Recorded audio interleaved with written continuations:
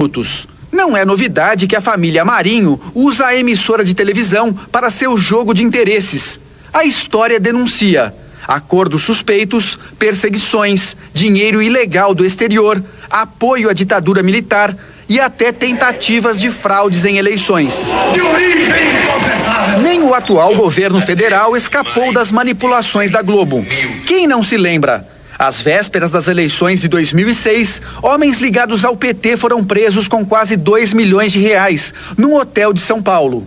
O dinheiro seria usado para comprar um suposto dossiê com denúncias contra candidatos do PSDB. A Polícia Federal vetou a divulgação de imagens do dinheiro para a imprensa. O objetivo era evitar que o material fosse usado para influenciar o resultado das eleições. Mas o delegado que realizou as prisões entregou as fotos para a Globo. O interesse era claro. A Globo queria impedir a reeleição do presidente Lula, um golpe contra a democracia. Descoberta a farsa, a Polícia Federal afastou o delegado. Eu joguei na imprensa por uma motivação para me proteger. Eu não recebi dinheiro. As rasteiras da Globo em Lula não são novas. Em 89, o então candidato ao Planalto foi claramente prejudicado por uma edição tendenciosa no debate eleitoral com Fernando Collor de Mello. Dos gabinetes de chefia da Globo, a ordem: favorecer descaradamente o empresário de Alagoas e prejudicar o metalúrgico do ABC. Foi um massacre e Collor se tornou presidente da República. Democracia nunca foi o forte da Globo. O poder da família Marinho teve origem com a ditadura militar. A organização, que já tinha jornal e rádio, apoiou os ditadores em troca de sinal verde para a ilegalidade. Um ano após o golpe, burlou a legislação e conseguiu milhões de dólares para implantar a TV Globo. A história não apaga. A Globo nasceu de uma ação ilícita de um governo ditatorial. O acordo com o grupo americano Time Life foi feito com cláusulas de gaveta, secretas, tudo para burlar a Constituição que impedia a participação estrangeira em empresas de comunicação no Brasil. Graças a esse acordo apoiado pelos militares, a Globo conseguiu 6 milhões de dólares. Na época, os anos 60, era uma montanha de dinheiro.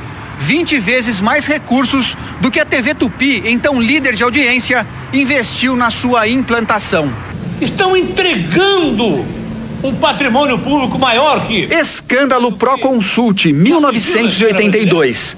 As pesquisas indicavam vitória certa de Leonel Brizola ao governo do Rio de Janeiro.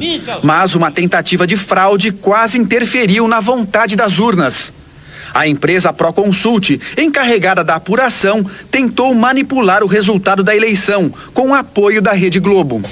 Um absurdo, lembrado até hoje pelos brasileiros. Por decisão da Justiça, a Globo foi obrigada a veicular vários direitos de resposta para reparar a verdade em relação a Leonel Brizola, no mesmo jornal que atacou a Rede Record ontem à noite. Não reconheço a Globo autoridade em matéria de liberdade de imprensa e basta para isso olhar a sua longa e cordial convivência com os regimes autoritários e com a ditadura de 20 anos que dominou o nosso país. Quem se propõe a participar de um esforço para fraudar a eleição, naturalmente é capaz de tudo.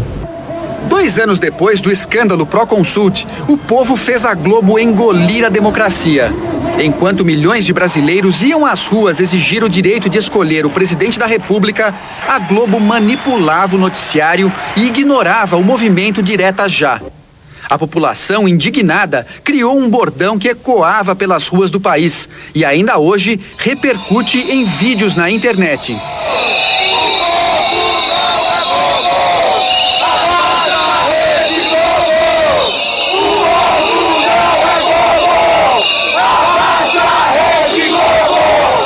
Todos que contrariaram os interesses políticos e financeiros da família Marinho foram alvos da Globo.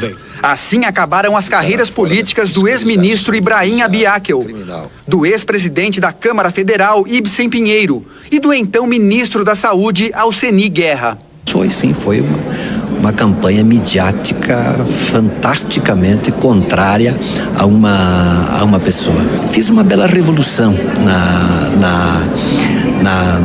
na saúde e saí assim enxotado. No violento ataque à Rede Record, uma pergunta ficou no ar: Como a Globo teve acesso a documentos do Ministério Público que estavam sob segredo de justiça?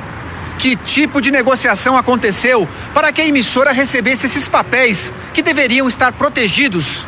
O que me parece é que isso traz duas graves consequências. O primeiro é que você passa a ter uma especulação na mídia sobre informações que são informações dadas parcialmente. Você cria, portanto, uma informação que não é precisa porque ela não é total. O segundo ponto que é muito grave é que me parece que essa violação de sigilo deveria implicar até em eventual responsabilidade para aqueles que divulgaram a informação de alguma forma. Eu acho que você divulgar quebra de sigilo telefônico, quebra de sigilo bancário, para obter efeito na mídia, para com isso valorizar o processo, isso é uma coisa muito grave. Outras dúvidas não se calam. O que motivou os ataques contra a Rede Record? Qual a razão para tanta agressividade? A resposta pode estar na ameaça ao monopólio da comunicação no Brasil. Na Record, grandes eventos esportivos, mais novelas, mais opções de entretenimento, mais informação. Ganha televisão, ganham os brasileiros. E em setembro vem mais. O Grupo Record inaugura o R7, o maior lançamento da internet dos últimos anos no país. Os números atuais da televisão brasileira também podem explicar a ira das organizações Globo. A Rede Record conquista cada vez mais audiência e faturamento, o que incomoda a Rede Globo. Ontem, por exemplo, no dia dos ataques da Globo, a Rede Record foi líder absoluta de audiência no Fala Brasil, no Hoje em Dia e na série CSI Miami. O reality show A Fazenda, segundo o Ibope, chegou a 21 pontos de média, contra 16 da Globo. Às 11h50 da noite, a Record cravou 10 pontos a mais que a Globo, segunda colocada. Ao longo do dia, foram 341 minutos, mais de 5 horas e meia em primeiro lugar. Liderança que provoca desespero.